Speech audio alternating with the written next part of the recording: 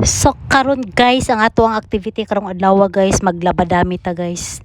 Daghan kay kog labunon guys, 2 weeks nga labunon. So unahon na to ang pantalon guys, isegregate na to daan ang atong mga labunon guys. Lahi ang puti, lahi ang decolor, lahi ang mga pantalon, lahi ang mga beadings. Pantalon guys, atong check upon daan ang ilahang mga bulsa kung wala bay mga sinsilyo nga sulod. So tapos na guys, magwashing na taog so good guys.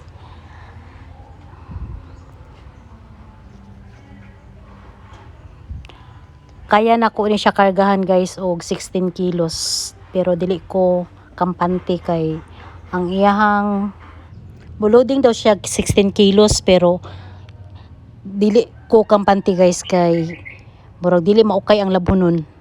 Bisan pag imuha sang ibutang sa strong or sa normal, wala jud.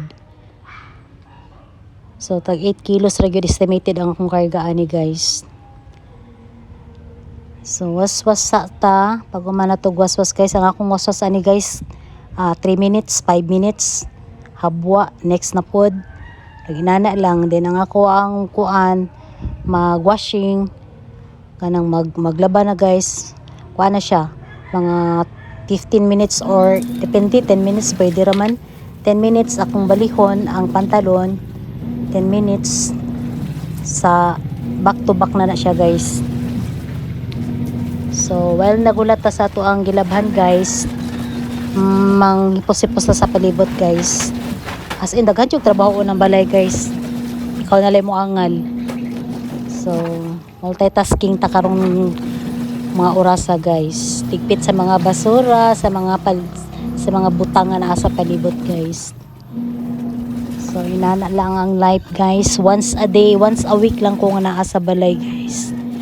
Every Sunday ra jud. From Monday to Saturday trabaho kong bana, din ako trabaho po sa tindahan.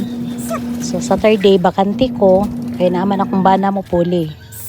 So maunay ako ang kinabuhi guys, amo ang kinabuhi. Kung dili jud ka mohatag og panahon para ma-relax, so wala jud kay time para ma-relax. So mao na siya ang kinabuhi nako diri guys, amo ang kinabuhi. So karon kay daghan man jud ni kaayo, murag kuan ang akong pag kanan ni, estimate na ko ani mahuman ni siya. Pila ni kalunudan, mga humanin siya mga 4 hours. So inana siya ka dugay maglaba guys, pero okay raman, as in dili man pud kita magkusot na man tay washing. Pero ang kuan lang, ang time lang nato medyo muhurot jud siya sa kuan labada. Yang hapon pa ko ani makatrabaho sa kuang trabaho gyud sa sulod sa Panimalay. So while naglaba ta guys, nangapita kay murag wa ka gani koy pamahaw guys no. Wala ko kalatog pamahaw guys. Actually dugay kay mga on basta inani nga adlaw guys. Ang among pamahaw may parang paniud to pero mga pi. So inana nang kinabuhi sa all around mother. All around jud ko guys, multitasking. Wala may katulong, wala kami lang. So hinaot guys nga inyuhang suportaran ang ako ang kuan guys, kinabuhi sa diri sa kuan sa vlogging diri sa YouTube. Palihog kog subscribe guys sa ako ang channel guys.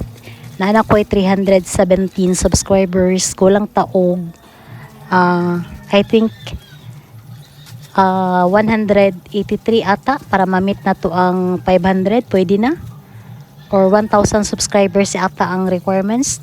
Basta murag dugay-dugay pa jud siya guys. Pero kung tabangan ko ninyo guys, I'm sure ma-meet na ko na siya guys. So magpasalamat jud kog maayo guys sa mga nanood sa ako mga video, nag-like, labi na jud og mag-comment guys, mag-share sa ako ang video. Dako jud siyang tulong guys.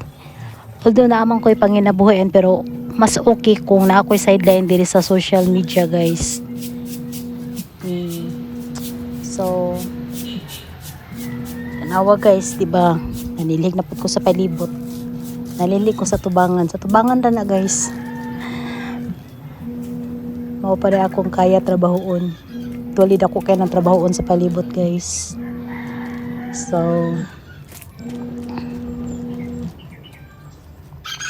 kaning sa ako ang kuan, kaning ako ang YouTube channel guys. Tagal-tagal na ni siya pero dili manggod ko kanang kuan, kanang kadadlaw gyud as in active sa ako ang kalihukan sa social media.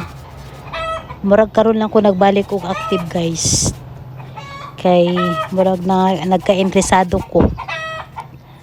Kay medyo dili na kayo kusog ang tindahan. Murag mayon ako nga na ako'y oras. Kay mingaw pud baya ang negosyo nako guys.